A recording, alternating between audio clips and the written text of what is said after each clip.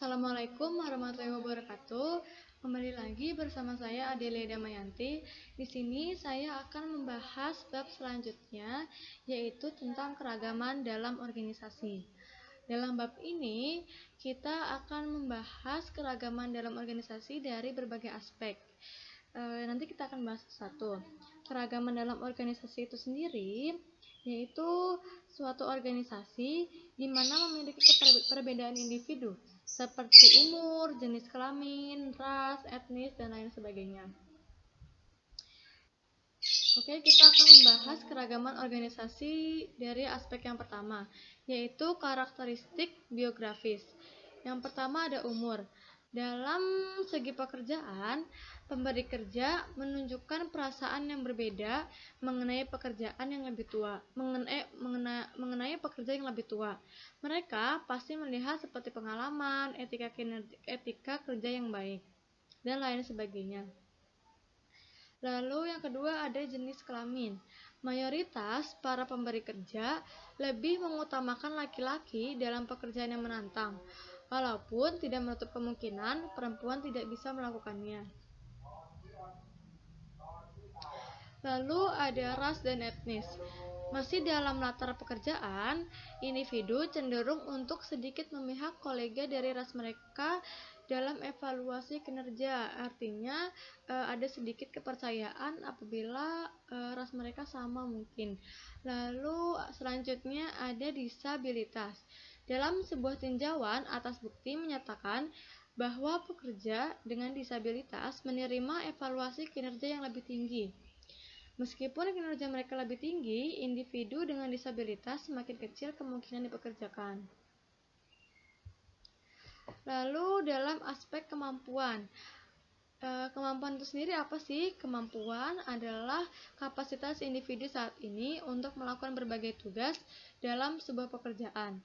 Kemampuan keseluruhan esensinya dibangun oleh dua set faktor, yaitu faktor intelektual dan faktor fisik. Kemampuan intelektual. Yang pertama kita akan membahas kemampuan intelektual. Kemampuan intelektual adalah kemampuan yang dibutuhkan untuk melakukan aktivitas mental, berpikir, penalaran, dan memecahkan masalah. Lalu yang selanjutnya ada kemampuan fisik. Kemampuan fisik adalah kemampuan yang lebih mengandalkan tenaga atau kekuatan tubuh atau yang berkaitan dengan tubuh. Pasti sudah pada tahu ya kemampuan fisik itu apa. Lalu selanjutnya kita akan membahas dimensi kemampuan intelektual. Yang pertama ada dimensi dalam kecerdasan angka, yaitu kemampuan untuk melakukan aritmatika yang cepat dan akurat. Contohnya kecerdasan angka yaitu seorang akuntan, yaitu menghitung pajak penjualan atas rangkaian item. Lalu ada komprehensi verbal, yaitu kemampuan untuk memahami apa yang dibaca atau didengar dan hubungan antar kata. Contohnya pada manajer pabrik, contohnya itu mengikuti kebijakan perusahaan dalam perekrutan. Lalu selanjutnya dimensi kecepatan perseptual, yaitu kemampuan untuk mengidentifikasi kesamaan dan perbedaan visual secara cepat dan akurat. Contohnya itu dalam investigator kebakaran, yaitu mengidentifikasi petunjuk untuk memastikan biaya kerugian kebakaran. Lalu ada penalaran induktif, yaitu kemampuan untuk mengidentifikasi urutan logis dalam sebuah masalah dan pemecahannya. Contohnya itu dalam peneliti pasar, yaitu meramalkan permintaan untuk sebuah produk dalam periode waktu mendatang. Lalu ada penalaran deduktif, yaitu kemampuan menggunakan logika dan menilai implikasi sebuah argumen. Contohnya itu dalam pengawas, yaitu memilih antara dua saran yang berbeda yang ditawarkan oleh pekerja. Lalu ada visual spasial, yaitu kemampuan mengimajinasikan bagaimana sebuah objek terlihat jika posisinya dalam ruang diubah. Contohnya itu dalam dekorator interior, yaitu mendekor ulang sebuah kantor.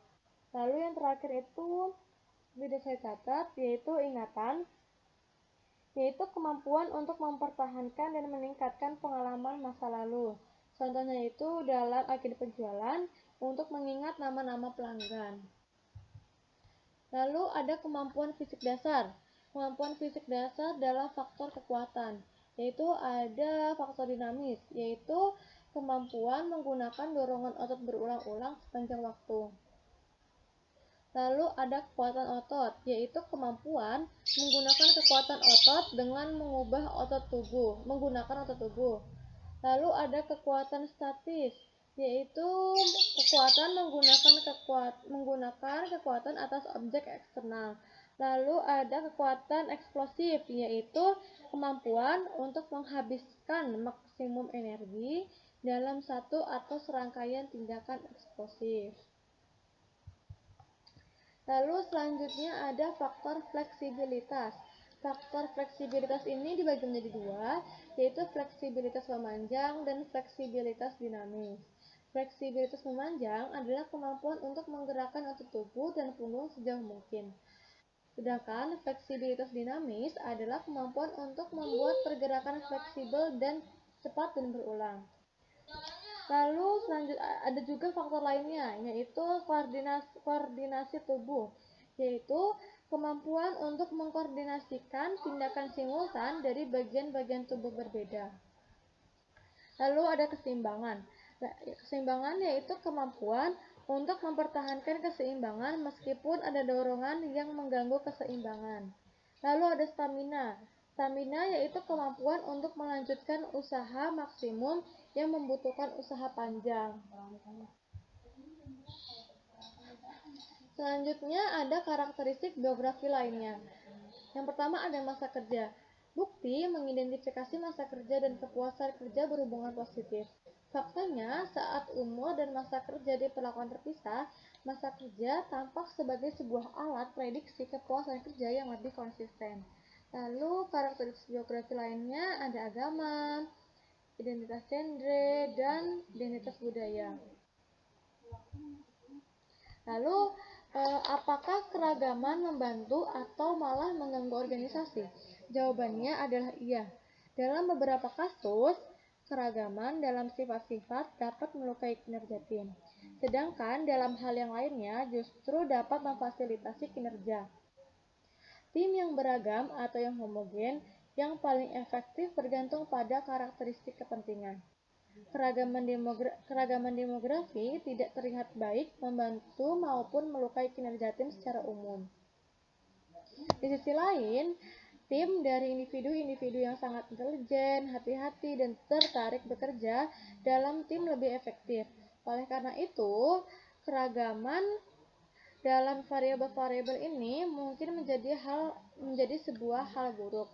Masuk akal untuk mencoba membentuk tim yang menggabungkan anggota-anggota dengan kecerdasan intelektual dan minat bekerja pada tim yang lebih rendah. Dalam kasus-kasus lainnya, perbedaan dapat menjadi sebuah kekuatan. Kelompok individu dengan jenis keahlian dan pendidikan yang berbeda lebih efektif daripada kelompok homogen. Sama halnya dengan sebuah kelompok yang dibentuk oleh orang-orang asertif, seluruhnya yang ingin memimpin, atau sebuah kelompok yang anggotanya lebih memilih untuk mengikuti pemimpinnya yang lain, akan menjadi kurang efektif dibandingkan kelompok yang menggabungkan pemimpin dan pengikut. Lalu ada tingkat keragaman. Tingkat keragaman dibagi menjadi dua, yaitu tingkat keragaman level permukaan dan tingkat keragaman level dalam. Tingkat keragaman level permukaan adalah perbedaan dalam karakteristik yang mudah dinilai, seperti jenis kelamin, ras, etnis, umur, disabilitas, dan lain-lain, seperti yang sudah dijelaskan di atas tadi. Lalu ada keragaman level dalam, yaitu perbedaan dalam nilai-nilai kepribadian dan preferensi kerja yang menjadi lebih penting secara progresif dalam menentukan kesamaan. Lalu ada juga diskriminasi, yaitu memperhatikan perbedaan antar satu hal dengan hal lain. Kita sering mengacu pada diskriminasi yang tidak adil, di mana penilaian kepada seseorang berdasarkan stereotip